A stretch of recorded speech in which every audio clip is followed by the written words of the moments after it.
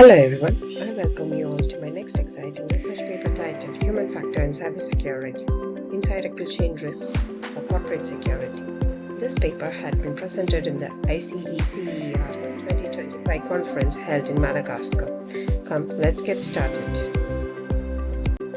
Talking in terms of the key interviews and their results as interpreted from the in-depth study conducted on insider threats, it has been identified on 4 major subtopics, starting with the thematic coding to analyze where major psychological factors discussed was job satisfaction, stress, and financial pressures are being the major motivators to make the insider threat actors to act maliciously and negligently.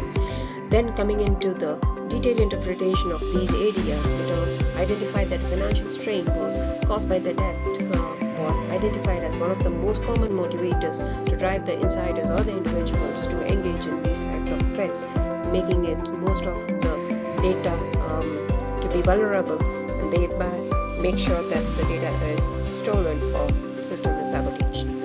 Making a comparative analysis out of all those interpretations identified from the interviews, it was clear that outside pressures such as blackmails, coercion from other major psychological factors can also drive the employees to commit these malicious acts. It could be either the competitors, the peers, or anyone who is acting against the will of the company. And then coming into the practical areas where these approaches have been identified and implemented on a day-to-day operations are through the financial or through the phishing attacks, mishandling of sensitive information which has been made available because of the lack of awareness and failure to respect the security protocols involved as part of this.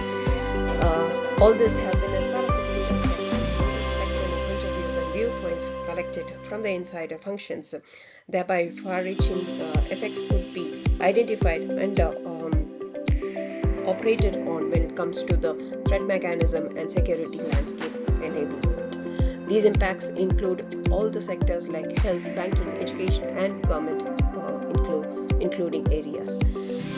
The comprehensive data compilation enables in-depth analysis and strategies of the insiders and their effects, encompassing current threats as well as particular difficulties in each of these areas when it comes to the operational efficiency and enabling security landscape inside the different organizations across sectors. Talking in terms of the infographical representation of the interview results or the research results, there were quite a lot in terms of the intense info that has been graphically represented. For more detailed analysis or for more detailed information, it is requested to go and read the paper where you will get more insights about the results obtained as part of the revelation results obtained as part of this study. For the concept of time and presentation, some of the key areas are presented here for you.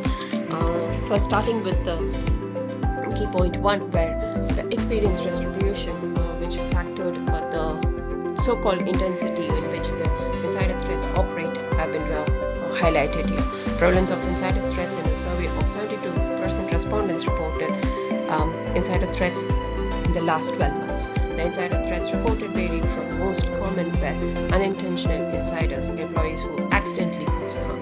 72% of these are the people. On other common grounds, these insiders could be malicious insiders of 59.5% and financial management of 50% and data theft people counting up to 38%. The results from these web-based surveys or the interviews conducted or from the experts gathered, there has been a new trend that has been identified in the cybersecurity realm to enhance the deeper quantitative approach in finding out the scenarios or sections of how the security landscape could be strengthened inside the organizations. Demographically, all the sectors have been identified and represented as part of this study. So also you see in the given histogram, which talks purely in terms of how the infrastructure in the different sectors could also have an impact over the operations of insider threats. The information technological sector, basically the IT, has most of the organizations with limited infrastructure with around 34 out of 51, that is 66%, selected limited infrastructure, stating that they are curtailed with terms of their IT infra.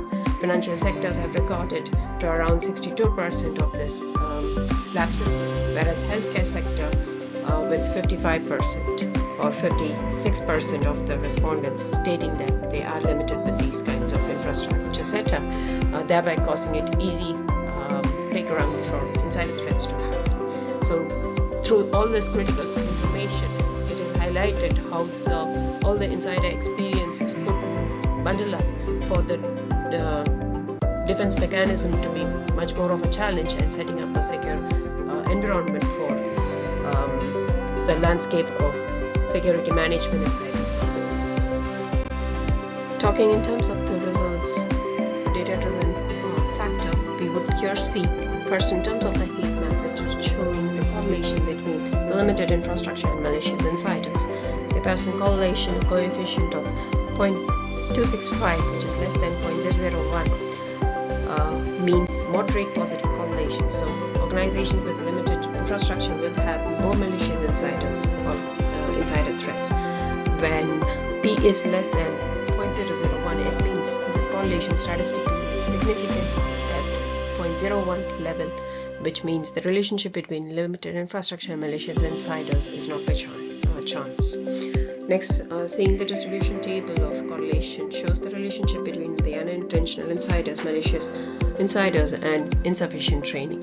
Unintentional insiders and insufficient training shows a correlation of 0.274, which is less than 0.001 of p-value, which is a moderate positive correlation. Insufficient training is associated with more unintentional insider threats. So organizations with no security programs are more likely to have accidental breaches by their employees. Malicious insiders and insufficient training points out to 0.237 of weak positive correlation. Insufficient training may also contribute to more malicious insider threats, but the correlation is weak than the unintentional threats. Unintentional insiders and malicious threats, no correlation is seen between the unintentional and malicious threats, with being identified at 0.022. These two types of insider threats are normally related to this data set. These findings show that employee training is key in mitigating both unintentional and malicious insider threats. More so, the practical part of this whole research and paper is also modeled in a landscape of evolving mechanisms or trends like AI, edge security, bring your own device, etc. These are technologies with anomaly detection could enable in a more subtle way to identify the traditional mechanisms, and thereby the user entity behaviors powered with AI mechanism or automated systems could establish, identify, and flag patterns in real-time basis. These efficacies could enable more readiness and technological inclination for companies through enabling more security readiness in the diverse landscape. So some of the practical approaches that could be entertained by these companies have been listed here below. First, starting with the multifaceted approach, this strategy will help employ to enable technologies like UABA and RABAC kind of access management systems to organizational interventions and psychological factors for better employee training. Then coming into awareness, mitigating them with this could be mitigated the human error and common vector of ransomware and cyber threat mechanisms in a continuous way. Talking in terms of the proactive threat management or threat detection systems, this would enable use of advanced detection mechanisms to utilize the behavioral analytics and machine learning patterns to identify the signs of potential ransomware, insider threats, etc. Then coming into regional specific diversity audits can also call for analysis, thereby which the insider threat risk and mitigating measures via strategies could be identified for different regions like Africa, Latin America, Southeast Asia, etc. And region-specific cultural audits using the infrastructural content could be entertained to make more leverage about the overall Talking in terms of the future scope of this particular study, it's been divided into 4 distinct areas. First, starting with the actionable strategies, which will enable partnering with other cybersecurity firms for real-time data analytics to monitor the trends and to conduct surveys and interviews, and so by the insider threat landscape is effectuated. Then in terms of interdisciplinary approaches, the behavioral economics and psychologies can enhance the human study for development of training mechanisms or policy interventions for employee threat management. Next, in terms of evaluating effectiveness, longitudinal studies over the past records could be submitted and dwelt upon to find the long-term effects and the costs of these cybersecurity threats and effectuate recovery mechanisms. Finally, in terms of further research topics, it could be deepened through the analysis of cyber threat mechanisms in interdisciplinary studies by updating the longitudinal research data and adapting them to strategies to enhance security landscape.